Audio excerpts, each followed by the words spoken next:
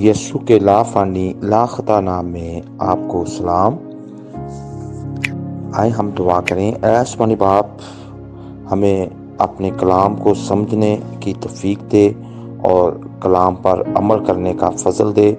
جو بھی آج کا میسیج سنے، خدا ان کی ساری مشکلات، سارے پرابلم، سارے مسائل حل ہوں، اور میں یقین کرتا ہوں ایسا ہو چکا ہے۔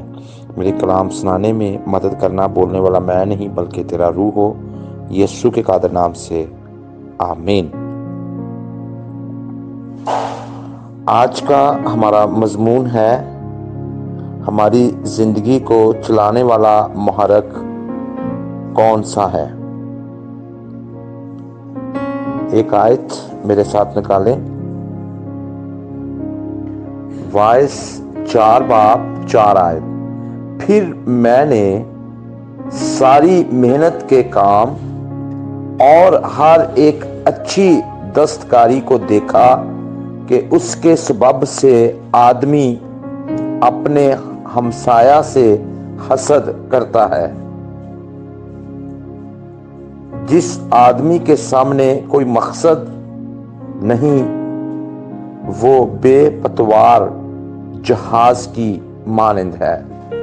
ٹامس کارلائل کا یہ کہنا ہے۔ ہر کسی کی زندگی کا کوئی محرک ضرور ہوتا ہے جو اسے چلاتا ہے۔ کبھی ہم نے غور کیا ہے کہ ہماری زندگی کا محرک کیا ہے، ہمیں کون چلاتا ہے؟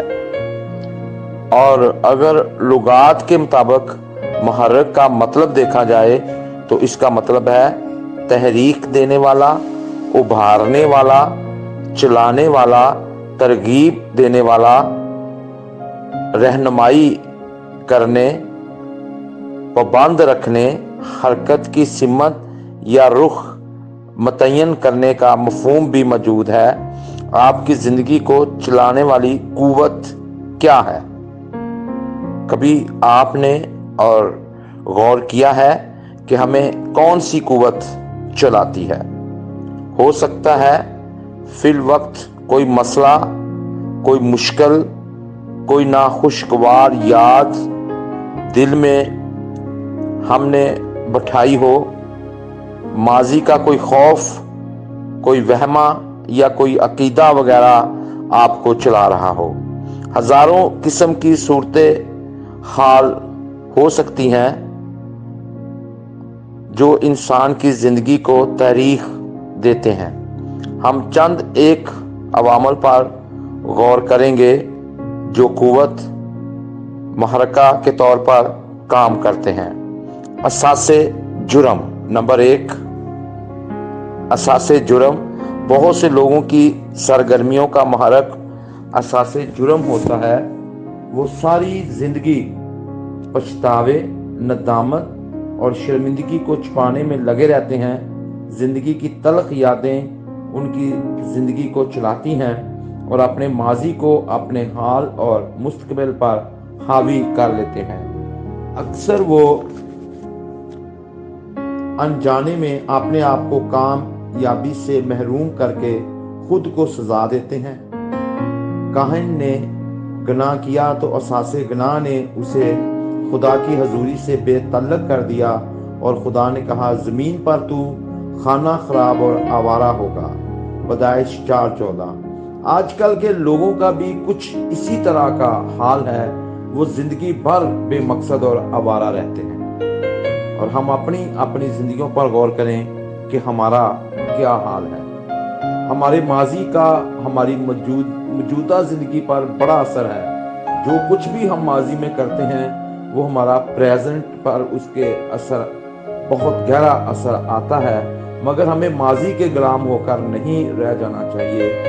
مجھے اور آپ کو جو ہے ماضی خدا کے مقصد کو بالکل ہماری زندگیوں میں محدود نہیں کر سکتا۔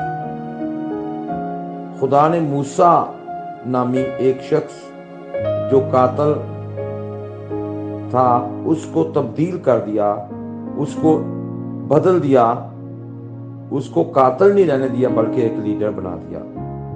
اگر موسیٰ ماضی کو اپنے ذہن میں رکھتا तो वो कभी भी तरक्की ना करता, कभी भी अपनी कौम को ना निकाल पाता।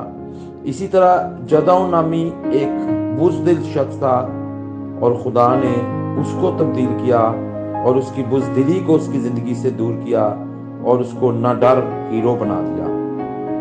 खुदा हमें भी ऐसा करने की कुदरत रखता है।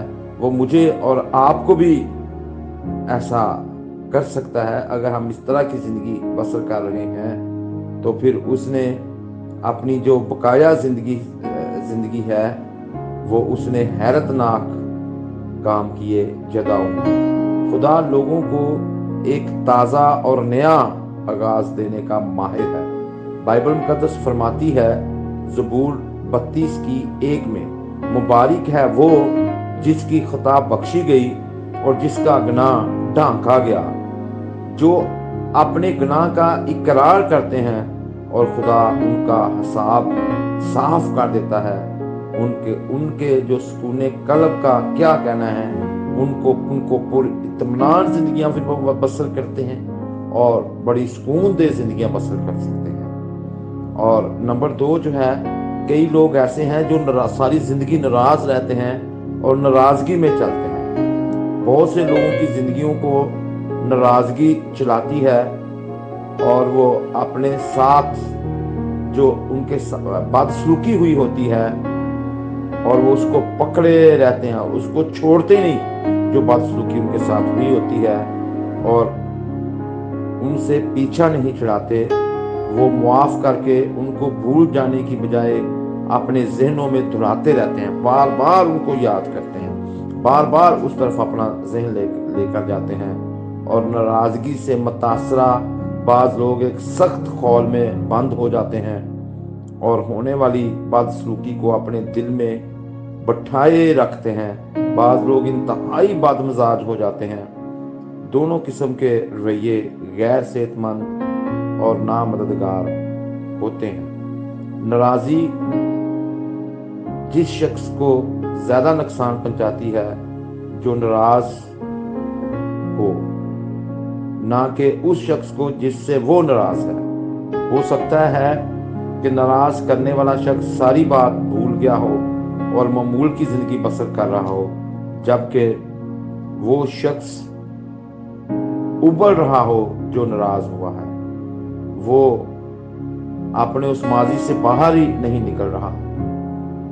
मेरे अजीजों, सुनिए, जिन्होंने माजी में हमें दुख पहुंचाया है, जख्म लगाए हैं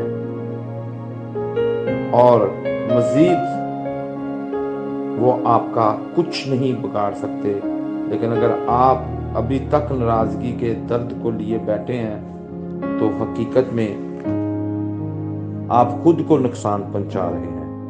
आपको माजी को भुला देना चाहिए, क्योंकि वो तो गुजर गया है, उसे तहन तब्दील नहीं किया जा सकता। आप अपनी तलखी से सिर्फ अपने आप को दुख दे रहे हैं। बाइबल मुकद्दस कहती है कुड़ना बेवकूफ को मार डालता है और जलन अहमक की जान ले लेती है।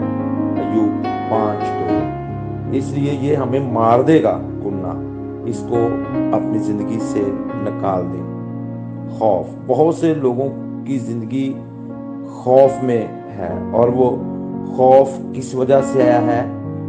किसी सदमे, गैर हकीकी तवक्कुआत और ऐसे असूलों के सख्त पाबंद खानदान में परवरिश पाना या मारूसी रुझान का नतीजा हो सकता है।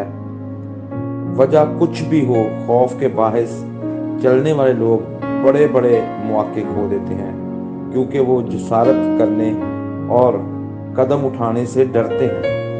वो खतरात मोल लेने से गुरेज करते हैं। वो हालात को जूं का तूं रखने की कोशिश करते हैं और मफूद रास्ते इख्तियार करते हैं। खौफ खुद साख्ता कैद खाना है जो आपको वो बना देगा जो खुदा का इरादा है वो नहीं बनाएगा। वो आपको कुछ और ही बना देगा और जो खुदा आपको बनाना चाहता है वो आप कभी नहीं बनेंगे। और खौफ से रहाई पाने के लिए दो बड़े हथियार हैं, एक ईमान और मोहब्बत। आप ईमान के साथ और मोहब्बत के हथियार को इस्तेमाल करके आप खौफ से रहाई पा सकते हैं। बाइबल मुकद्दस वाज़िया करती है, मोहब्बत में खौफ नहीं होता, बल्कि कामिल मोहब्बत खौफ को दूर कर देती है, क्योंकि खौफ से अजाब होता है और कोई खौफ करने वाला मोहब्बत में कामिल नहीं हुआ। पहला यूहन्ना 4:18। खौफ जो है ये इंसान को अपाच कर देता है, मजबूर कर देता है। मोहब्बत ही इसका तोड़ है। मोहब्बत से ज़िंदगी गुजारेंगे तो खौफ आपकी ज़िंदगी से दूर हो जाएगा।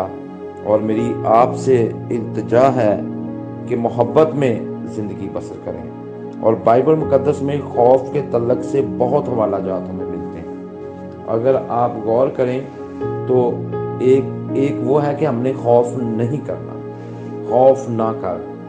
365 दफ़ा बाइबल मुकद्दस में आया है कि खौफ ना कर। इसका मतलब है कि साल में 365 दिन है, हर दिन के लिए आया है कि खौफ ना कर। और मेरे अजीज़ों, खौफ से अपने आप को छुड़ाएं। अगर आप तिमोथियस का खत पढ़ें, दूसरा तिमोथियस 1:7 आयत पढ़े, तो वहाँ पर लिखा है कि हमें दहशत का रू नहीं दिया गया, बल्कि कुदरत, मोहब्बत और तरबियत का रू दिया गया है। आपके पास कुदरत है,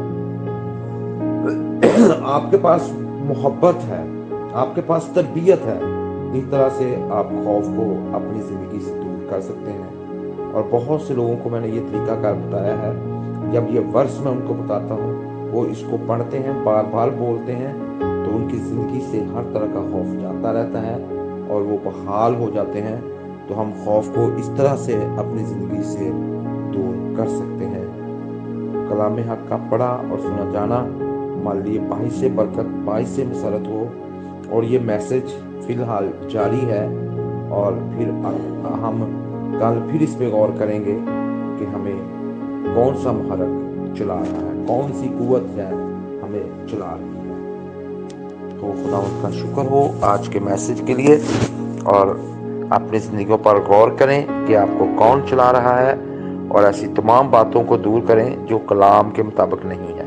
खुदा का कलाम आपको चला रहा है, यसू में आप चल रहे हैं, रूह कुदस में आप चल रहे हैं, तो ये ठीक है। मोहब्बत में चल रहे हैं, ईमान के साथ चल रहे हैं, तो ये बहुत अच्छी बात है। खुदा आपको कसरत बरकत दे।